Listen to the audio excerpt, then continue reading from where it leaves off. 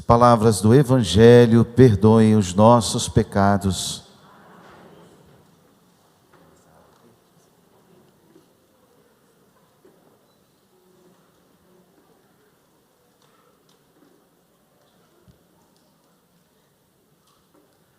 Queridos irmãos e queridas irmãs, hoje a liturgia da igreja, nesse 22º domingo do tempo comum, tem para nós uma bela catequese sobre uma virtude que tanto agrada a Deus, que nos aproxima tanto de Deus e nos aproxima de nós mesmos, que é a virtude da humildade. Essa palavra tão conhecida, tão falada e às vezes tão mal entendida.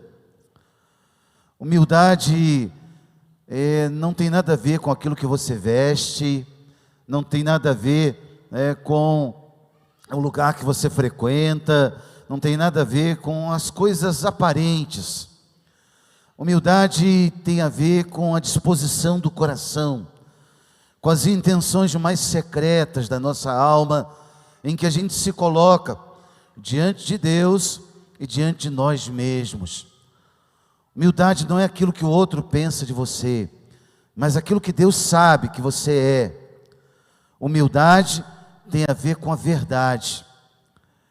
Por isso, quando nós pensamos nessa virtude, o nosso principal modelo, sem dúvida, é Jesus, né? Ele mesmo disse: aprendei de mim, que sou manso e humilde de coração. Mas mais ainda, aprendemos dele não só por essa palavra, aprendemos dele por aquilo que ele fez. Na carta aos Filipenses, o apóstolo Paulo, no capítulo 2, ele diz assim: sendo ele de condição divina, não se prevaleceu da sua igualdade com Deus, mas assumiu a forma de servo, fazendo-se obediente até a morte e morte de cruz. Ou seja, a humildade de Jesus está nesse esvaziamento. Ele se esvaziou. A palavra lá no original grego é kenosis. Kenosis. Ou seja, ele sendo Deus se fez homem, se esvaziou, se rebaixou, assumiu a nossa condição humana, fazendo-se um de nós, vivendo em tudo a condição humana, exceto o pecado. Então essa palavra do Cristo é para nós o exemplo maior, diante dos muros de orgulho que se levantam dentro do nosso coração. Nós sabemos que a raiz de todos os pecados é a soberba. Todo pecado tem uma raiz de soberba, em que o eu, o ego, fica sempre no centro. E por isso nos afasta tanto de Deus. A Bíblia repete 3 vezes um versículo impressionante.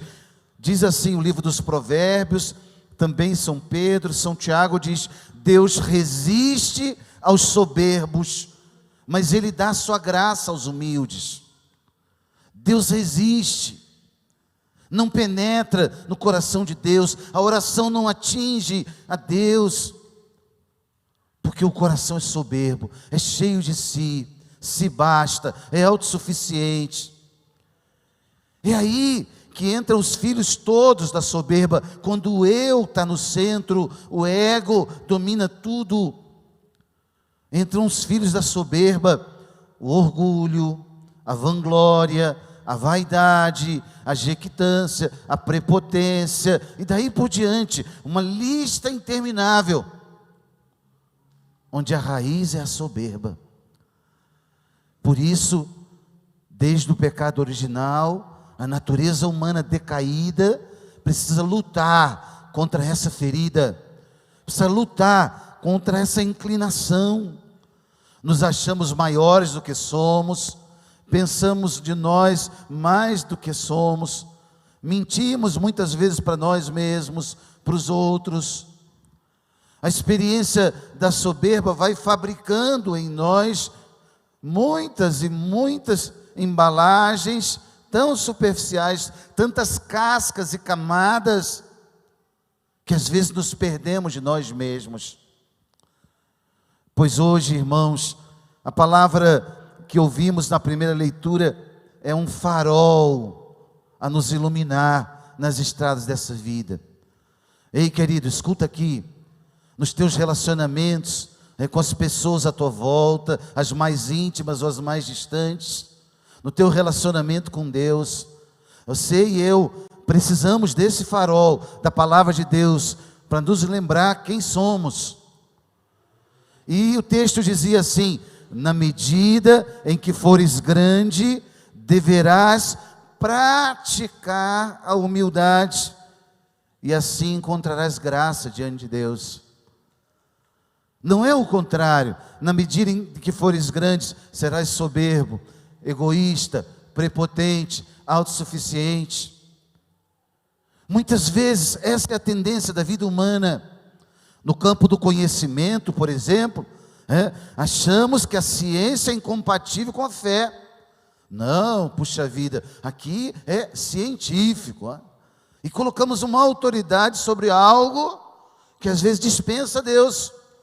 Não, a raiz de toda ciência, o dono de toda ciência é o Senhor do céu e da terra. É Ele o autor da tua inteligência. É Ele a inteligência suprema. Em outros ambientes também, numa ascensão social, numa vida economicamente mais confortável. Quantas pessoas você conhece que tem tantos compromissos que não tem tempo para rezar? Autossuficiente, soberba, não preciso, né? Começa o dia, termina o dia e tem tanta coisa para fazer, não estou tendo tempo. Claro, porque a soberba tomou conta. E a palavra ensinou para nós: à medida em que fores grande, deverás praticar a humildade. Começou o dia, abriu os olhos, agradece a Deus, pede a bênção a Ele, é teu Pai, Ele é teu Criador. O ar que você está respirando foi Ele que te deu. A noite de sono, boa ou má dormida, não sei como é que você viveu, mas foi Deus quem te deu. Então a experiência da oração, a experiência da fé, já é uma prática de humildade, de reconhecer: Senhor, eu não sou nada sem a tua graça, pobre vermezinho. Ao acabar aqui, essa coisa que eu chamo vida, daqui a pouco eu já estou apodrecendo, cheirando mal. Essa é a vida humana sem a graça, sem Deus. Só que a soberba não consegue enxergar isso. E vai tantas vezes nos cegando, e vamos vivendo como cegos. E é claro, as consequências, elas vão se distribuindo na nossa vida. Os relacionamentos truncados, marido e mulher dormem no mesmo leito, mas um muro de orgulho ali, né? A culpa foi dele, a culpa foi dela. Pais e filhos da mesma forma, amigos, pessoas que às vezes levamos dentro da nossa alma com uma mágoa, com ressentimento por anos. Sempre a raiz da soberba. Mas eu estava certo, mas eu tinha razão, mas eu isso. É sempre o ego no centro. Meu irmão, minha irmã, volta ao que eu disse no início, uma palavra que foi escrita por Santa Teresa d'Ávila, lá no Livro da Vida, em que ela falava que a humildade é a verdade. Se eu tenho que aparecer muito, porque Deus me deu muitos dons, que bom, né? Eu tenho consciência, foi Ele quem me deu, que então apareça. Mas que se eu tenho que me manter no escondimento, porque eu não tenho aqueles dons, que bom também, Deus está me vendo aqui nesse lugar, e isso basta.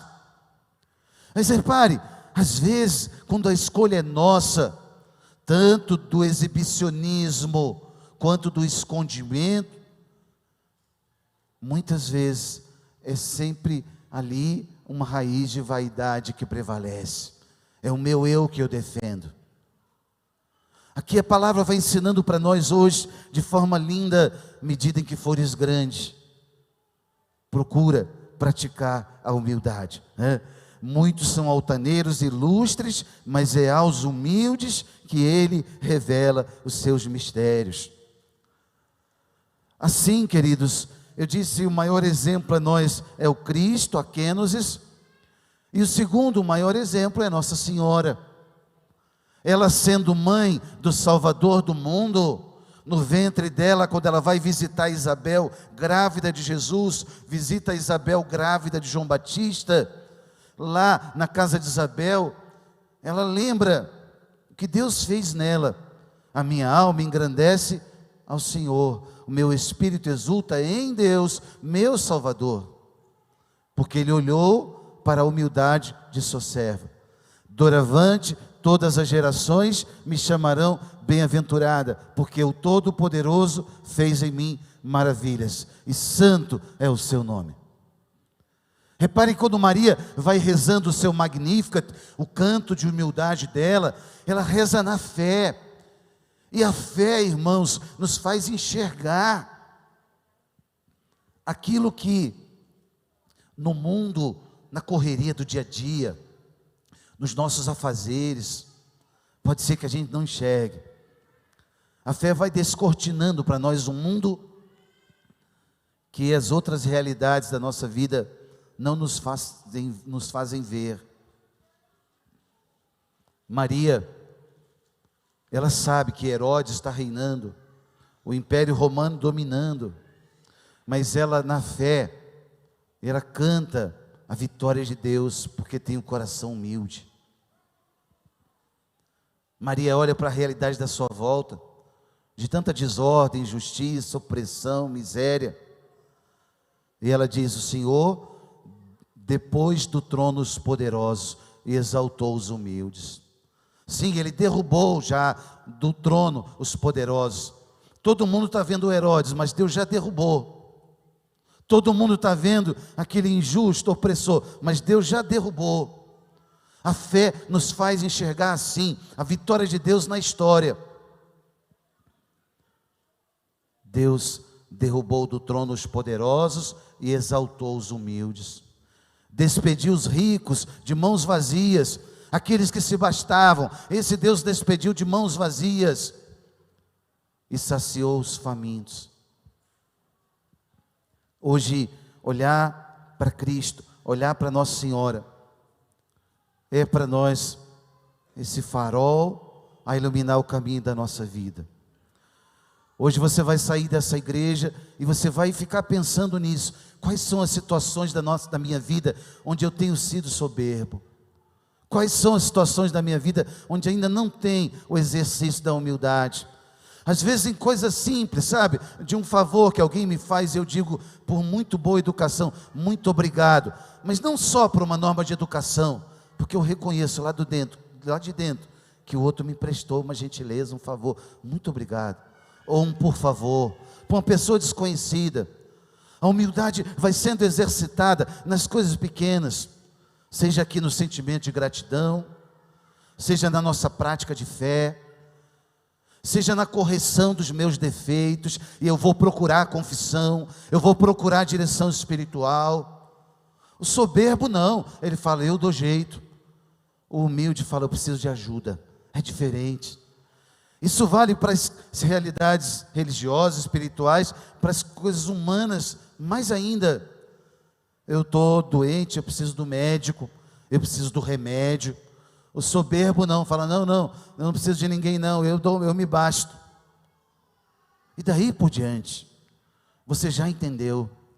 As situações em que você fica, às vezes, irritado demais, aí você vê aquela raiz de soberba ali, sabe?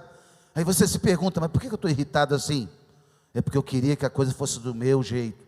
O meu eu, o meu ego tinha que prevalecer, mas não prevaleceu, não foi do meu jeito, e aí eu fiquei irritado. E aí você vai vendo as raízes de soberba, o orgulho crescendo ali. Hoje a palavra de Deus vai nos dando pistas muito concretas para melhorarmos como pessoas, diante uns dos outros, mas sobretudo diante de Deus e diante de nós mesmos. Que tipo de pessoa tenho sido eu? Ali, na segunda leitura de hoje, o autor da carta aos Hebreus lembrava para nós isso. A humildade natural é a humildade sobrenatural. De onde é que essa humildade vai me apresentar? Para onde é que ela vai me levar? O autor lembrava: vós não vos aproximaste de uma realidade palpável, simplesmente de uma epifania. Ele diz assim: vos aproximaste do Monte Sião, da cidade do Deus vivo, da Jerusalém celeste, da reunião festiva de milhões de anjos, de Deus, o juiz de todos, do Espírito dos justos que chegaram à perfeição, de Jesus, mediador da nova aliança. A tua fé te levou para esse lugar grande. Ei, querido, querida, o banquete ao qual você foi convidado é esse lugar alto, grande. Nenhum lugar na sua vida, nenhuma presença será mais importante do que a presença de Deus. Por isso, na tua oração, na tua missa, às vezes atribulado e distraído com tantas coisas, traz teu coração para a presença de Deus. Não tem nada e ninguém mais importante que essa presença. É isso que o autor está lembrando para nós. Vos aproximaste do Deus vivo, do Deus vivo. Aproveita, fala com Ele agora, abre teu coração na presença dEle, rasga a tua alma diante do Senhor, teu Criador, teu Salvador. Na humildade, vamos vivendo essa realidade nova, enxergando coisas que sem a fé nós não enxergávamos. Ao contrário, nos emporcalhávamos no pecado. Sim, a lama foi sujando a nossa alma e a gente não enxergava, só enxergava prazer, só enxergava egoísmo, só enxergava uma vida voltada sobre si mesmo. Mas a fé não, a fé abriu os meus olhos e eu comecei a enxergar agora, na virtude da humildade, que eu posso ajudar o próximo, que tem alguém precisando de mim, que eu posso olhar para a direita e para a esquerda. Talvez aquele irmão tenha muitas coisas materiais, mas ainda esteja vivendo numa indigência espiritual. Eu posso ajudá-lo. Vou rezar uma Ave Maria por você. Ei, Deus quer te ensinar tantas coisas. Vem para cá e eu posso ajudar o próximo. Essa semana, sexta-feira, estava tendo uma adoração dos jovens aqui na igreja. E eu estava na reunião do conselho da paróquia, do CPP, e acabou a reunião, depois vim aqui para encontrar os jovens. E dois meninos que estavam ali me impressionaram muito com a fala deles. Tinha acabado, já estavam aqui naquela confraternização, na escadaria da igreja. E dois garotos choravam muito, estavam chorando. E eu perguntei para um deles: o que estava acontecendo? Por que você está assim? O que aconteceu, né? Foi muito boa a adoração, eu sei e tal, mas o que é isso, né? E o menino tinha sido profundamente tocado. Ele me disse uma coisa, ele disse: padre, meus pais não têm religião, eu nunca tinha entrado numa igreja. O menino tem 14 anos, e ele dizia: eu nunca tinha entrado numa igreja, mas os colegas lá da minha escola, o garoto estuda numa escola aqui da cidade, muito boa, e ele falou, os colegas da escola me convidaram, falaram que era legal vir, e eu vim com eles, e eu experimentei uma coisa tão diferente, que eu nunca experimentei isso. E ele soluçava e chorava e dizia. E aí eu tentava explicar para ele que era o Espírito Santo que estava ali atuando, chamando agora para um seguimento. Aquele menino saiu dali, e os outros o abraçavam e enxugavam suas lágrimas ali. Mas me chamou muita atenção aquela situação, Quantos ainda estão como aquele menino? 14 anos de vida, nunca entrou numa igreja. Os pais estão tão ocupados com tanta coisa. Talvez você que está aqui me ouvindo seja amigo de um desses pais, ou conhece o pai da escola, cujo filho, ou eles mesmos nunca entraram numa igreja. Fale de Jesus, anuncie Jesus. Sim, aquele menino paga uma mensalidade alta, é um colégio caro, talvez ele tenha muita condição financeira, mas tadinho, estava na indigência, passando fome, e se morresse assim com 14 anos, nunca teria experimentado a presença de Jesus, a presença da fé. Na humildade, nós precisamos oferecer Jesus para as pessoas, humildemente. Quando alguém olhar para a sua vida e ver que você melhorou tanto, e você tem que dizer com todas as letras, porque foi Deus É Deus quem me sustenta todo dia. E você vai entendendo isso. Ontem à noite eu li uma capa de um jornal, uma manchete de um jornal, que chamava a atenção por um escritor famoso que faleceu na última sexta-feira. Ontem, aliás, faleceu ontem. E falava da sua solidão, porque não tinha nenhuma ligação religiosa. A pior tragédia de uma pessoa sem a vivência da espiritualidade não é um compromisso de final de semana. A pior tragédia é a solidão ontológica que ela vive. A experiência profunda de não ter um alguém com quem, lá no profundo ser, do seu ser, com quem se dirigir.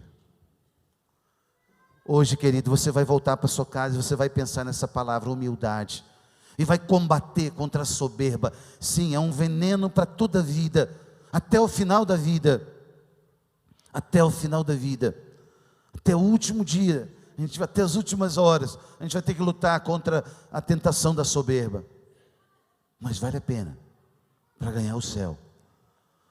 Olha nos teus relacionamentos, olha na tua vida com Deus, se a autossuficiência não tem prevalecido. Olha na tua vida com a igreja, se você se basta, você precisa da ajuda dos outros.